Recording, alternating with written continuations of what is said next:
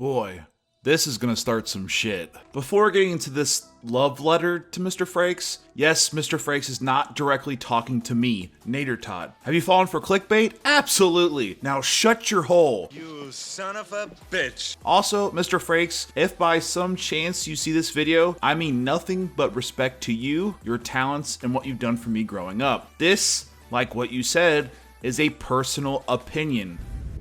Very nice. Forgive me, and I hope we can share a Diet Mountain Dew someday. Anywho, so what am I talking about? Commander Riker actor Jonathan Frakes went on GalaxyCon's Facebook livestream to talk about the state of the Star Trek universe, his time in it, and to go over the criticism the universe has received with Star Trek Discovery and Star Trek Picard. The actor stated some fair comparisons in relation to the Next Generation and the original series, paraphrasing that the audience wanted Kirk, Bones, and Spock. They didn't want a bald English captain with a French name. What the actor is doing here is a fair comparison. Those that grew up with the original series fell deeply in love with those characters and that world. It was all changing with the Next Generation, but did it really? But why should I object to that term, sir? You see, in our century, we've learned not to fear words. You were asking me to sabotage that achievement, to send them back into the dark ages of superstition and ignorance and fear? No! Absolute power corrupts absolutely. The Federation does have enemies. We must seek them out.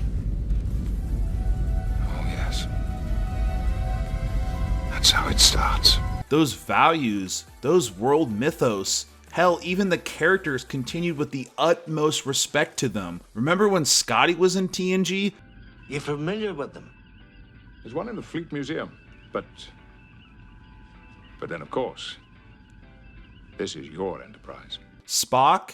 Do you find you have missed your humanity? I have no regrets. No regrets. That is a human expression. Yes. Hell, even Dr. McCoy was. But you sound like a Vulcan. No, sir. I'm an android. Almost as bad. I want you to reinstate me. Sheer fucking hubris. Shut the fuck up. The final straw here was when Mr. Frakes stated that, and this is an exact quote, but they'll watch it. And they'll watch it. They are watching to make sure they hate it. And they're watching to make sure they hate it.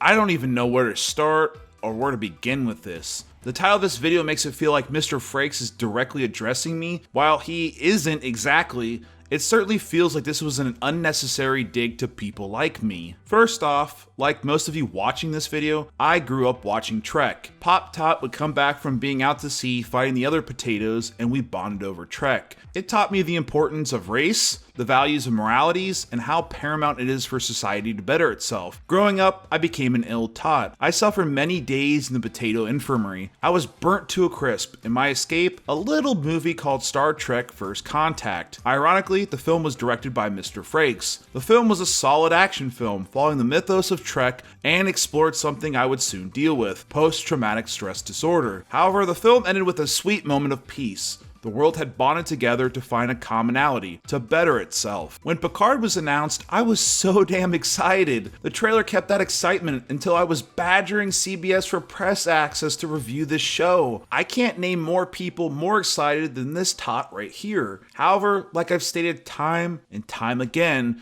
just because something bears the name of something you love doesn't mean it is free from issue, fault, or blame. I've used the example of Batman with the film Batman and Robin. I feel like most large franchises can probably point out a film that has significant issues that go beyond nitpicks. This happens and doesn't mean you as a viewer, or in this case fan, hate it. I'm more than sure that my commentary hasn't popped up on Mr. Frakes' radar. More than likely, he's referring to the red letter medias of the internet. Once again, the comparison and quick judgment to them just wanting to watch to hate it is truly unfair. Anyone that has sat through the hour-long plus red letter media discussions will see that they are some of the biggest Trek fans on the internet. While their commentary probably aids in great success to their channel, I'm sure they would rather have those childhood memories intact rather than them shot to pieces or pulled out. Mr. Frakes, I get it. I'm not a director, I'm not an actor, I'm not much but another talking head on YouTube. However, it hurts to build something you're proud of, regardless of what it is, and see it royally shit on. I absolutely get that, and completely reason with that frustration. The last thing you should do is to alienate those fans, to crucify those fans because they want massive plot holes explained and characters to be revered the way they should. Shut the fuck up. The least you can do is to reason with that and do your best to address those concerns. Perhaps I live in a fairy tale world and thinking that nobody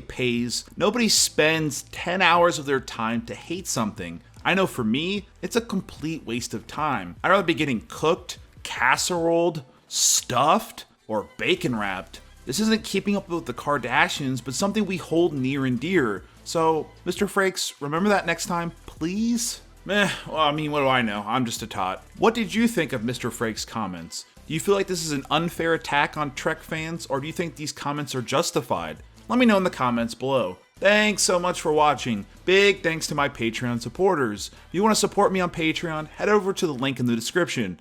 I'll see you tots in the next video.